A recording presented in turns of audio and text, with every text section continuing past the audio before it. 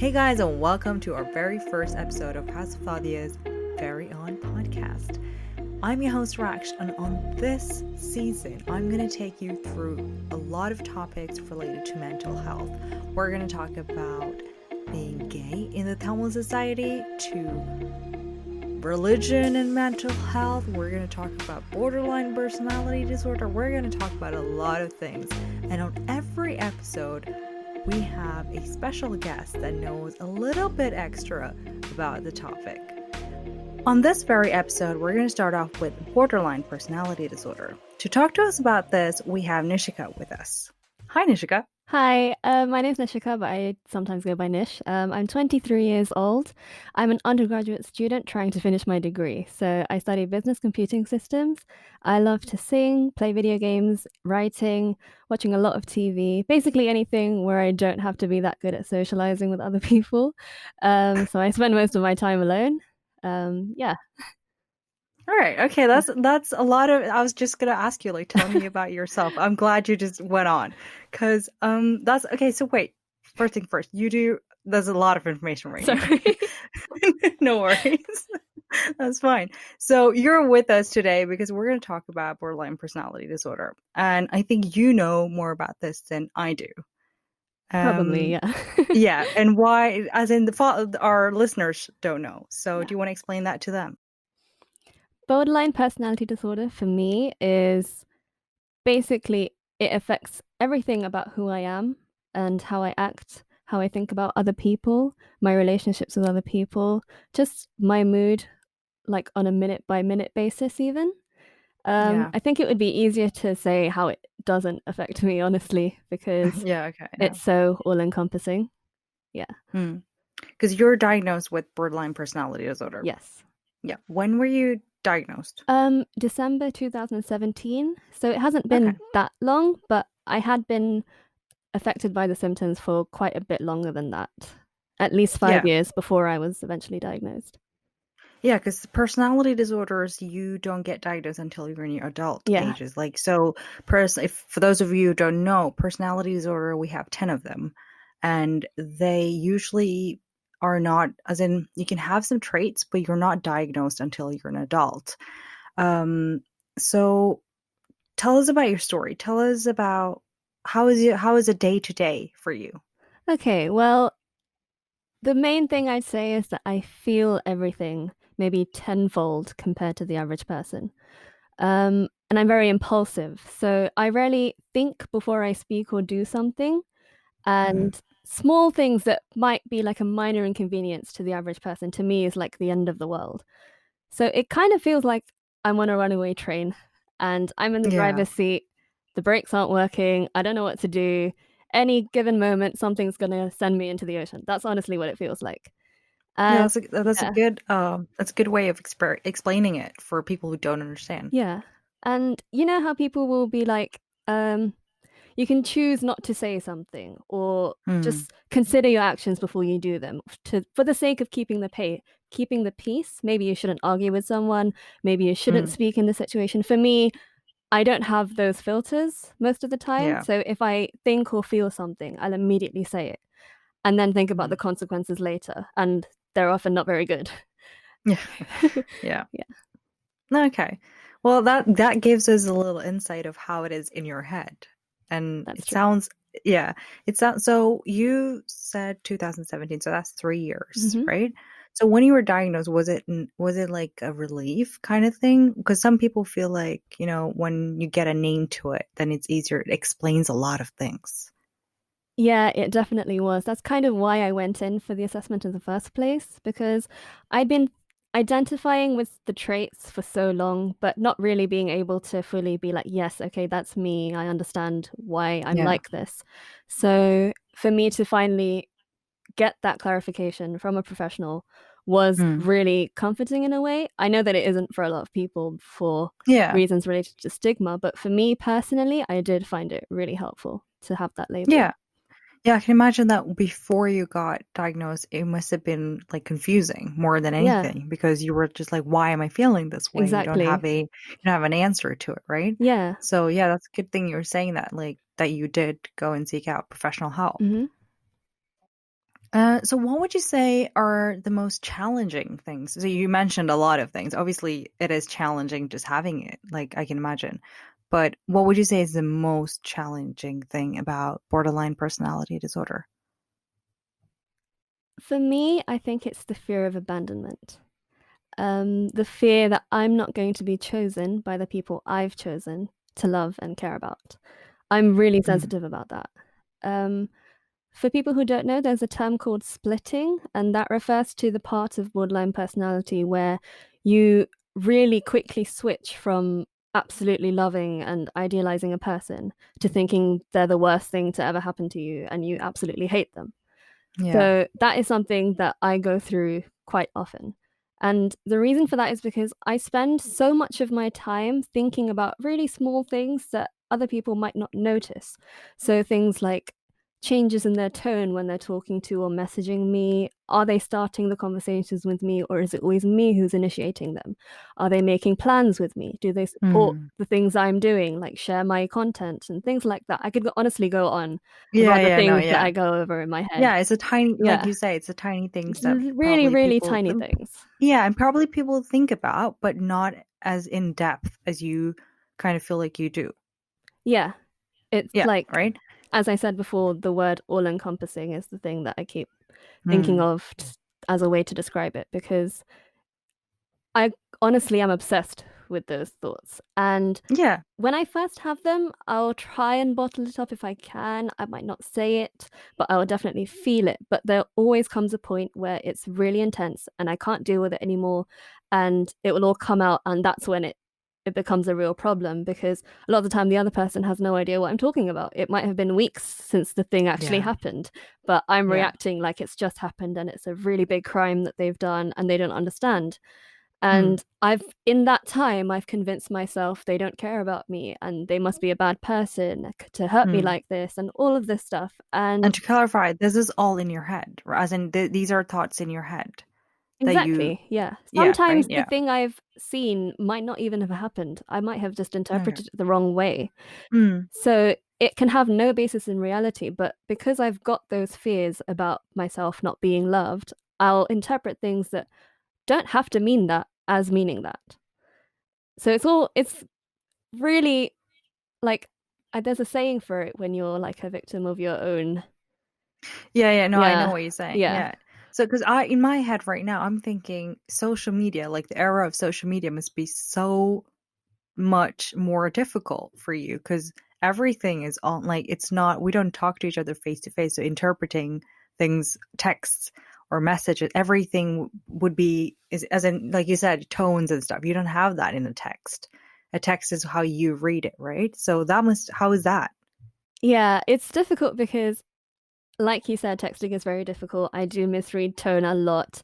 It sounds a bit silly, but I do rely on emojis to help me understand what people are saying and how they're Yeah, saying it to me. and that's really good that emojis, that's a really good thing that you say that because we don't think about how, but then again, emojis as well. There are different ways of this. A smiley for me can be a different way, a smiley for you, or the same smiley can mean two different things, right? Yeah, this is true, and this is why it's really important with for me to know how the people I talk to often will use them, and I will feel more comfortable that way. Whereas if I was going to speak to someone I didn't know that well and I didn't know how they used emojis and how they usually text, that would be a Yeah. lot more difficult for me to Fair. understand. Yeah. Yeah, okay. So, but how do you go through, so your challenge, let's say a challenging day for you. What do you have any coping mechanisms? Because yeah, what do you do? What has helped you? So for me, like when I get those episodes, I'm gonna call them because that's how I think of them, of when I feel very overwhelmed by a feeling and it's usually being very upset or angry.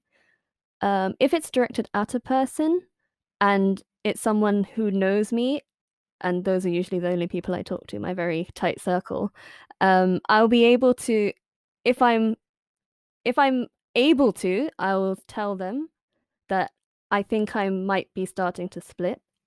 Mm, I'm feeling angry, upset, and I mm, feel like I want to say these things to you. I won't say them, but they'll mm. know what I mean. And Yeah. I'll just let them know that that's happening, and then I'll try and excuse myself. And then it's up to Mm. me to try and expel that energy elsewhere. So that can be literally anything. It could be watching something lighthearted or just like singing to myself, or sometimes just Mm. walking around my house just to have something to do Yeah. and release that energy. And Mm. probably writing is the most effective way. Like my notes app on my phone is full of rants that I've written. Oh, And that's good. I've never gone back to read any of them because I'm too embarrassed, even just by myself. No, but But sometimes yeah, it's just nice to get it out of your system, and by writing it, you just get it out in like outside of you, right? So, but that's good that you channel your energy somewhere else and not towards those people, and there you take responsibility. That's very good to hear that you do that. I'd be lying if I said I could do that every time, but I Yeah, do no, try very yeah. hard. You're human. We're Yeah. human. Like everyone does this. Yeah, no. So yeah, no. So my I'm curious about like because you're Tamil as well, Yes. and I am because the stigma is there in Tamil society for mental health related stuff. So for me, I'm just wondering how did you tell your family? How did you explain it to your family? How did that go? Well, my parents have been aware that I have mental health problems for a really long time. And it's at some point, it's not in your control whether they know because it shows. Like Yeah. in year Yeah, 10 and yeah, yeah. 11, so during GCSE times, like every now and then my mom would get a call while she's at work from the office saying, "We've got Nishika here and she's had a panic attack. Can you come and get her?" So it was kind of not, Yeah, okay. I couldn't, yeah, it wasn't how I would want them to know, but those Yeah. events kind of kicked off those conversations. Yeah. And even then, it wasn't the easiest thing in the world to tell them about it. So they understood that I was struggling. They could see that. But the hard Mm, thing to communicate was why I'm continuing to struggle. So they, mm. in their point of view, they would be like, okay, we see that you're stressed. We see that this is happening. Why don't you stop? Yeah, And exactly. yeah, Yeah. and That is a that's, common thing I hear from a lot of parents. So a common thing we hear is so yeah, well, you're diagnosed. Now it's done, right? So you because I think for them it's when you put a name to it. I don't think that they don't acknowledge the fact that mental health problems don't exist. It's just that they think that it's like diabetes, right? Or like a physical symptom. You break your arm, you get over it. But with mental health illnesses or mental health, it never goes away. Even with depression, even with anxiety, you never get rid of it, in quotes. Like you always have it, you just learn to cope with it better. And I think that's where Tamil parents especially kind of fail to understand that, this is something that is not me, but it is a part of who I am. yeah, I agree. And I think it's also that for a lot of Tamil parents, they've kind of had to survive by not talking about these problems. And they've, like, especially my parents, I can speak for, they have a mentality of always, you have to push past the struggle and, Yeah. just keep Their working hard. resilience is so strong. Yeah, exactly. They're Yeah, because they've been through so much, this generation especially, and yeah. this this community has been through so much. Their resilience is so strong. They can really get through anything. So mental health for them is just a part of them, right? It's just you just have it, you get through it. You get through it. That's their mentality. But I think in a Western world where we live, or even in Sri Lanka or in India or wherever on the other side of the world, I think now into 2020, you don't live with like you don't live with it. You learn to do it, but it's not like you just push it away or put it on the carpet. You have to deal with it. And I think that's what our parents or that generation are not good at. They don't deal with it. It just lays there until it goes away, kind of thing. Yeah, and I think that's what makes it especially difficult once BPD kind of came into the picture, because I think BPD is all about feeling so strongly and dwelling on things, and it's sort of the Mm. exact opposite of the way they want you Yeah. to be. So just really recently, there was an incident where someone had said something to me, and I got really upset about it. At first, I started just telling my mum what was said to me. I think it took like 2 seconds for me to go from just speaking to full on ugly crying, hyperventilating in the living room. And she looked at me like, Yeah. what just happened? If someone is Yeah. mean to you, just take it on the chin and move on. Yeah. And that Yeah. is, Sounds like every Tamil yeah. parent I know. No, but yeah. And like you said, with BPD, it's different because it is the polar opposite of what they want you to be or what they expect, right? Yeah. No, but at least when you told them, were they how did they take it? So I didn't get into all the details of the symptoms. I Mm, basically gave them a really vague summary about how it affects how I feel very strongly, and I'm very mm, sensitive to a lot of things. And at this point, it's been quite a few years of talking about my mental health problems. So I think it wasn't a mm. shock to them at this point, but Fair they were enough. sort of like, okay. And at this point as well, I'd stopped involving them so much in everything because I also feel quite bad about stressing them out. So Yeah, I that's think that's another every reason. Tamil kid. Yeah, but I Yeah. think that's every Tamil kid like feel responsibility Yeah. for their parent. Like, yeah, we don't want to stress them out, but they stress us out, and it's like an evil circle of it. Yeah. Yeah, they were sort of okay with it. I think they've sort of learnt to leave me to my own devices right now because Mm, they're starting to accept that maybe they don't have all the answers because it's been so long now of me going through this yeah. and it's still Yeah. happening. So, Hmm. yeah, I think it went better than I thought despite it being harder for me to communicate it to them. So, Mm. no big arguments or anything about why are Oh, you that's like good. this and things. Yeah, so Yeah, that's good. That's good to hear. What do you wish though, that people knew about borderline? I mean, to start with, I wish they knew it existed Yeah. because it's not the most well known. Um, and also, knowing that it exists would help the stigma so much because I feel like so much of Mm, the things, so many of the characteristics that we typically think of as being toxic or manipulative mm, are often seen in BPD. It's not an mm, excuse for the way people act, even if you do have BPD. Obviously, if you've mm. hurt someone Yeah. and you've caused harm, you absolutely should need to be Mm, held accountable. But it is an explanation for why they are that way.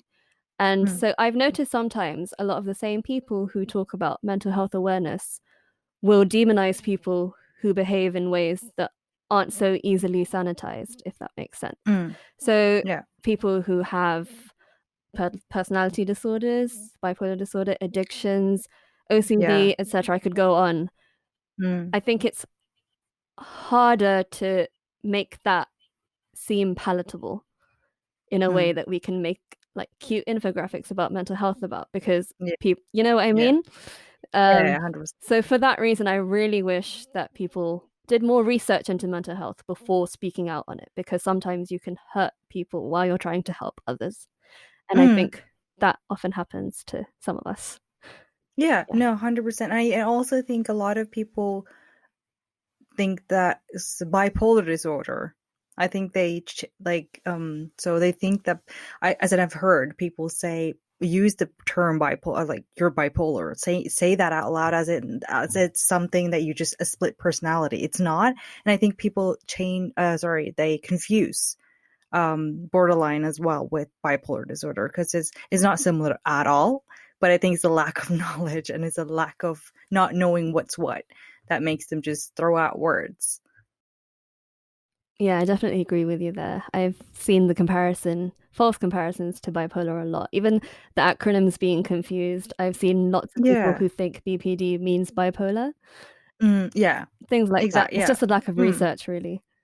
Yeah, and Yeah. it's just we have Google these days. It's just literally a click away, and it's not that much to do, Like it's so I think everyone just needs to just educate themselves. And I think when people talk about mental health as well, they only often talk about depression and anxiety. It's not about all the other it's hundreds of other things out there. And we just neglect that because that's not an issue. But it when we say make your mental health a priority, because that's what House of Adia's slogan is, right? We mean everything. So mental health, making that a priority means that you learn about it, you educate yourself. And that doesn't mean just on depression and anxiety. It means bipolar disorder. It means borderline, it means all the 10 personality disorders. And I remember when I was studying psychology that personality disorders were my favorites because they were so common. Yeah, and it's the fact that they don't know about it that means they don't realize that, how common it is, and how many people they might be hurting with their casual throwaway comments. So Exactly. education is really everything on this. Yeah, 100%. So we've come to an end very soon, or we're getting there. So my last question for you is, what would you tell your younger self? I think that I would tell my younger self that you're not made wrong, because the biggest thing that I've always thought about myself and that has contributed to my low self-esteem is this thought that I'm not made to exist, because no one should exist and be this sensitive and be this breakable. And I would tell myself that it's okay to be the way that you are. Yes, it hurts, but there's a reason why, and it doesn't mean that you shouldn't have existed, if that makes sense. Beautifully said. I think not just for your younger self, but I think a lot of listeners would appreciate that. Yeah, thank you so much for sharing your story and being here today. No problem. Thank you for having me. No, there's a lot to talk about on this topic. Like, this is just a tiny bit. I think this is a good introduction for a lot of people. It's just to get people to start talking about it, and to maybe hopefully go and Google what borderline personality disorder is, and just end up reading about all the 9 other personality disorders. And just, you have to start somewhere, and I think this is a great start. And we might do another episode for season 2 if you're up for it, and if people are up for learning more about this. But thank you so much for joining us today. No problem. And thank you so much for listening, guys, and hopefully you learned a thing or two. We have more episodes waiting for you, so we'll catch you on the next one.